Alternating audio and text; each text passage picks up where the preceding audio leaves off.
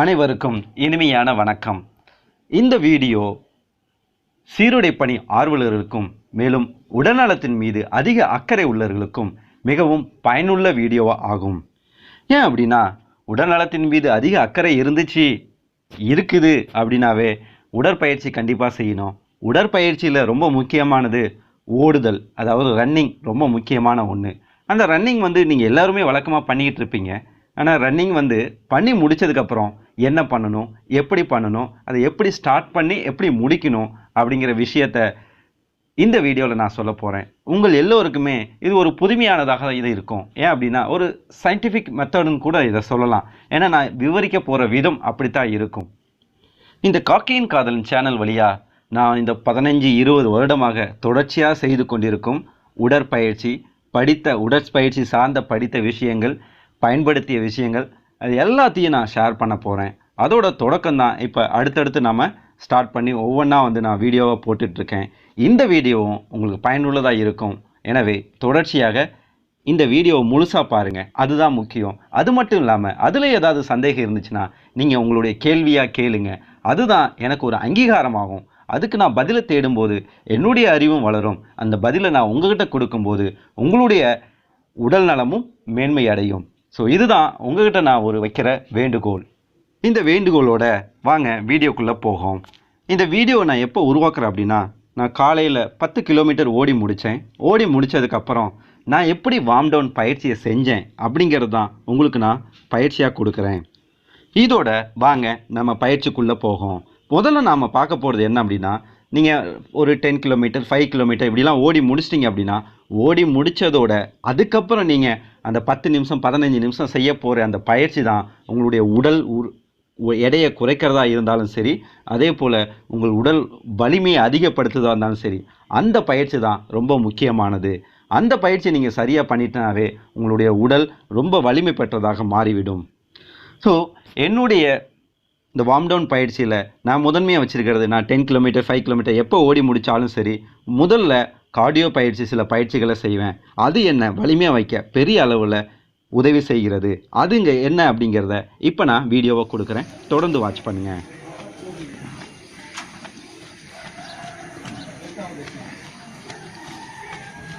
இதில் கார்டியோ பயிற்சிங்கிறது என்ன அப்படின்னா, நம்ம மூச்சு அதிகமாக வெளியே விட்டு செய்யக்கூடிய பயிற்சிகள் ஆகும். ஸோ இது போல தான் ஜம்பிங் எக்ஸசைஸ் அதிகமாக பண்ணுறது. இதில் நான் பண்ணுற எக்ஸசைஸ் கொடுத்துருக்கேன். இதையே நீங்கள் பண்ணாலும் சரி, அல்லது உங்களுக்கு பிடித்தமான எக்ஸசைஸ் வேறு பண்ணாலும் சரி, ஆனால் கார்டியோ எக்ஸசைஸாக இதில் இருந்து நீங்கள் ஸ்டார்ட் பண்ணுறது தான் உங்களுடைய வார்ம் டவுனுக்கு ரொம்ப பெட்டர்.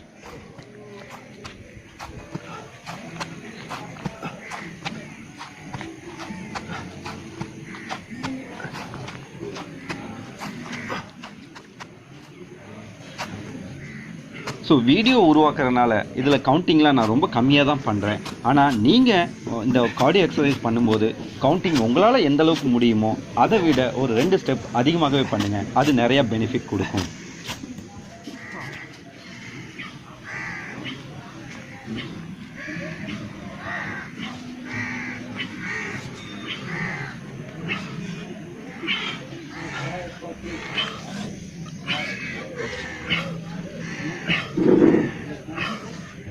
ஸோ கார்டியோ எக்ஸசைஸ் முடிஞ்சோடனே அடுத்தது நான் எதில் கான்சன்ட்ரேட் பண்ணுவேன் அப்படின்னா, என்னுடைய கால்கள் ரொம்ப டயர்டாக இருக்கும். ஏன்னா நான் ஏற்கனவே 10 கிலோமீட்டர் ஓடி முடிச்சிட்டேன், அதோட கார்டியோ எக்ஸசைஸும் பண்ணேன். அதனால் கால்கள் ரொம்ப வலியாக இருக்கும்.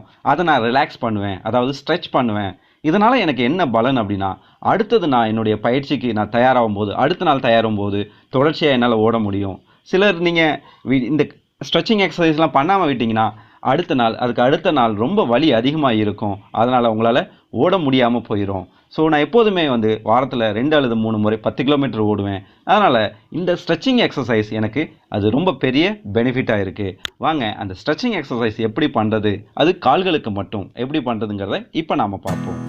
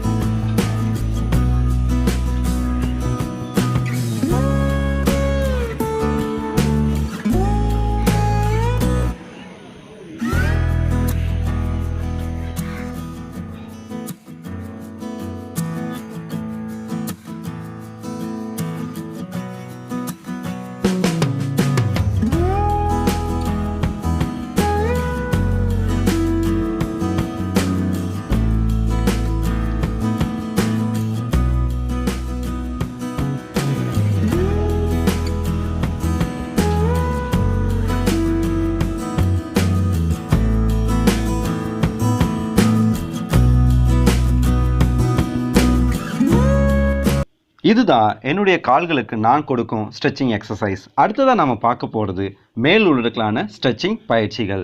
மேல் உடலுக்கும் கண்டிப்பாக செய்யணும். ஏன் அப்படின்னா நம்மளுடைய மார்பு பகுதி, தோள்பட்டை இதெல்லாம் ஓடும்போது சிலர்லாம் டைட் பண்ணிவிட்டு ஓடிருப்பாங்க தோள்பட்டை.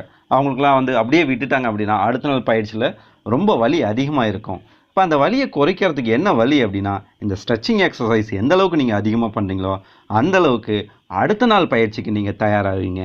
அந்த வகையில் மேலுடலுக்கான நான் செய்கிற ஸ்ட்ரெச்சிங் எக்ஸசைஸ் என்ன அப்படிங்கிறத இப்போ தொடர்ச்சியாக பார்க்கலாம்.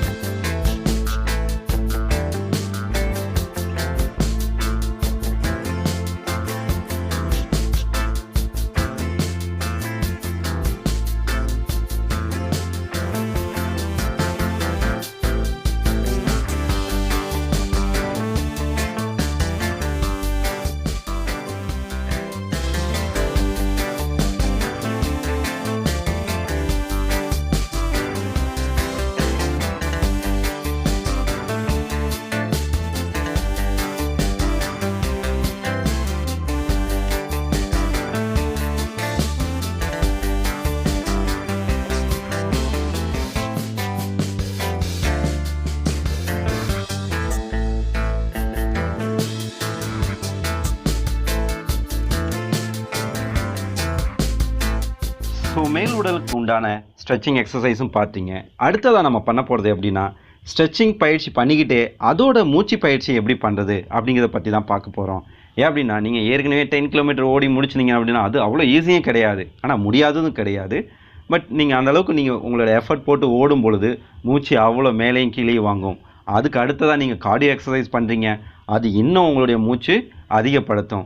ஸோ இந்த டைமில் நீங்கள் ஸ்ட்ரெச்சிங் எக்ஸசைஸ் ஸ்டார்ட் பண்ணும்போது கொஞ்சம் கொஞ்சமாக டவுன் ஆகும். அதோட நீங்கள் மூச்சு பயிற்சியும் சேர்த்து பண்ணும்பொழுது நீங்கள் ரொம்ப ரிலாக்ஸாக ஃபீல் பண்ணுவீங்க. ஓடி முடித்ததுக்கப்புறம் அவ்வளோ பெரிய சந்தோஷம் வரும். இதுக்கு எவ்வளோ பெரிய கோடி கொடுத்தாலும் வாங்க முடியாத சந்தோஷமாக இருக்கும். இதை அனுபவித்தவங்களுக்கு மட்டுமே கண்டிப்பாக தெரியும். இந்த அனுபவம் உங்களுக்கு கிடைக்குதுன்னா நீங்களும் தொடர்ச்சியாக நான் சொல்லும் வகையில் ஓடி முடிச்சுட்டு இந்த ஸ்ட்ரெச்சிங் எக்ஸசைஸ் வகையெல்லாம் பண்ணி பாருங்கள். வாங்க ஸ்ட்ரெச்சிங் எக்ஸசைஸோடையே மூச்சு பயிற்சி நான் எப்படி பண்ணுறேங்கிறத பார்க்கலாம். இதுதான் நான் பண்ணக்கூடிய இந்த ஸ்ட்ரெச்சிங் எக்ஸசைஸோடு சேர்ந்த மூச்சு பயிற்சி. ஃபஸ்ட்டு இதில் 4 கவுண்ட் வரும். நீங்கள் ஃப்ரண்ட்டு கொண்டு போகும்போது மூச்சை உள்ளே இழுக்கணும், மறுபடியும் உள்ளே அந்த பக்கம் உள்ளே கொண்டு போகும்போது மூச்சை வெளியில் விடணும். அதே போல் மேலே வரும்போது மூச்சை உள்ளே இழுத்து வச்சுக்கணும், பின்னாடி சாயும் போது மூச்சை வெளியில் விடணும். இந்த பயிற்சியில் பார்த்தீங்க அப்படின்னா குனியும் போது நல்லா மூச்சை உள்ளே இழுத்து வைக்கணும், குனிஞ்சதுக்கப்புறம் மூச்சை வெளியே விட்டுணும், மறுபடியும் எந்திரிக்கும் போது மூச்சை உள்ளே இழுக்கணும், அதுக்கப்புறம் வெளியில் விட்டுணும். இதே மாதிரி ரைட் சைடு, லெஃப்ட் சைடு, அதுக்கப்புறம் ஃப்ரண்ட்டு, இந்த மாதிரி 3 சைடும் நீங்கள் பண்ணணும். அடுத்த எக்ஸசைஸில் நல்ல பிரெத்து இந்த எக்ஸசைஸில் ஃபுல்லாக இழுத்து வச்சுக்கணும். நுரையீரல் ஃபுல்லாக உங்களுடைய காற்று உள்ளே இருக்கணும், அதுக்கப்புறமா வெளியில் விடணும். இதுதான் அந்த பயிற்சி. இதுதான் ரன்னிங்க்கு அப்புறம், அதாவது ஓடி முடிச்சதுக்கப்புறம் 5 கிலோமீட்டர் 10 கிலோமீட்டர் இதெல்லாம் ஓடி முடிச்சதுக்கப்புறம் வவுண்ட் டவுன் எக்ஸசைஸாக செய்ய வேண்டிய பயிற்சிகள்.